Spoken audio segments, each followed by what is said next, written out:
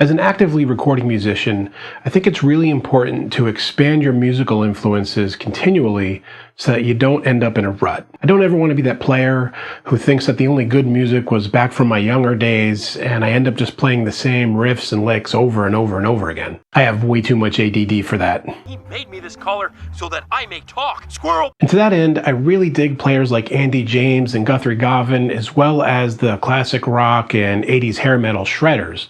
But where I've had problems with new music and finding guitarists more recently that I can really get into is not so much with instrumental music, but with songs that have really good vocal parts that I can connect with as well. You know, the kind of music you want to listen to on long car rides.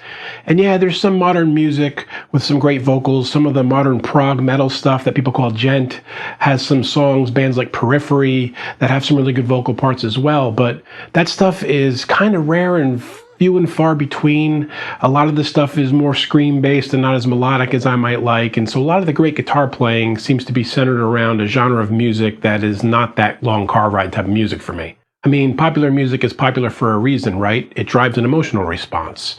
And to that end, one of the more recent bands that I like that's kind of more in the popular genre is Highly Suspect. And there's some really good guitar work going on there. It's not over-the-top shredder stuff, but these are songs that definitely give me the feels anyway, and have some really cool and subtle guitar parts and sometimes some cool guitar leads. One such song is a track of theirs called Lydia, of which we're going to look at the guitar solo from today. And welcome to Music with Marky.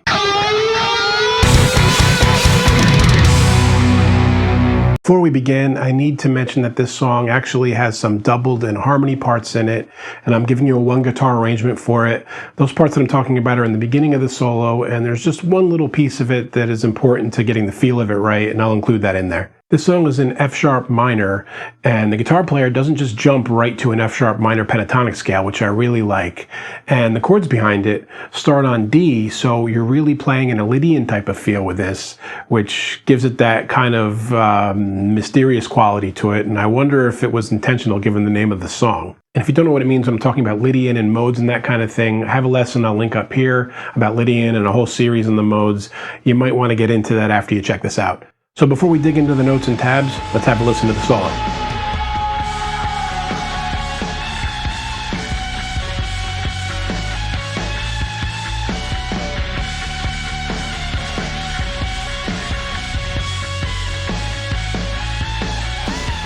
So as I mentioned, the solo takes place not in the F-sharp pentatonic minor box, or most people would solo here, but instead it's at the top of the A major scale if you're doing the 3 notes per string. So it would look like this.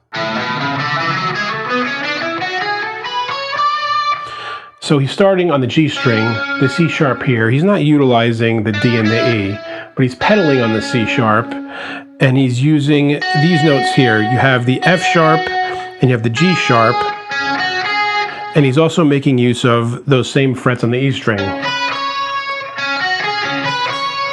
And once he's going to go up here to the note D. This whole thing's going to be an octave higher, and as I said, it's going to start with kind of a doubling harmony thing.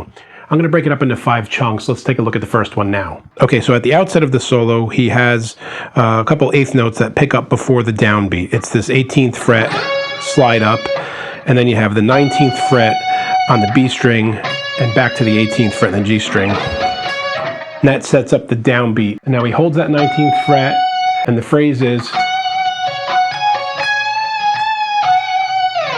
and the subtlety here is on that bend. So you've got the 19th fret that he held, he bounces back to the C sharp on the 18th, and it's the 19th on the B string, 21st on the B string, back to that C sharp on the 18th, 21st, and then he has a bit of a pause, almost like an 8th note pause before he bends that. Nice little subtle move there instead of just going right to the bend to delay it a little bit. That's phrase 1. Now phrase 2 is going to be exactly the same. There's a couple of pickup notes before the 1 again. It's the 19th and the 18th. And he's going to do that same. But when he has that last note, the last 19, there's a guitar harmony above it, and the only one you need to play in this single guitar arrangement where you just hit the double stop here where it's the 19th above it as well. Because he has that kind of high resolve there.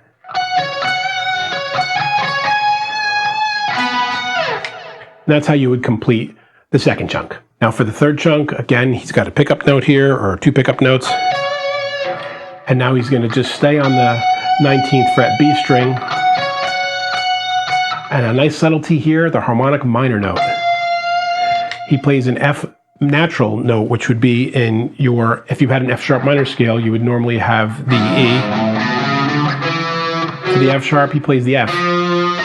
That very classical note. So he mixes that in there and it shows a little bit of classical class. So that first part of the phrase,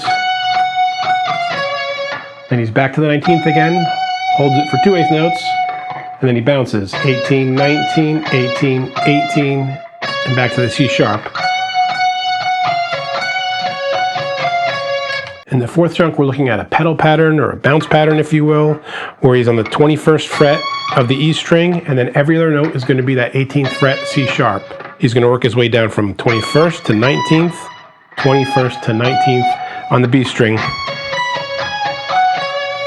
As simple as that. And then finally, for the very end of it, he's going to bend up from the 21st fret, a half step, come back down, hit the 19th fret, and then go up to the 22nd fret for a whole step bend it back down, and then 21st fret,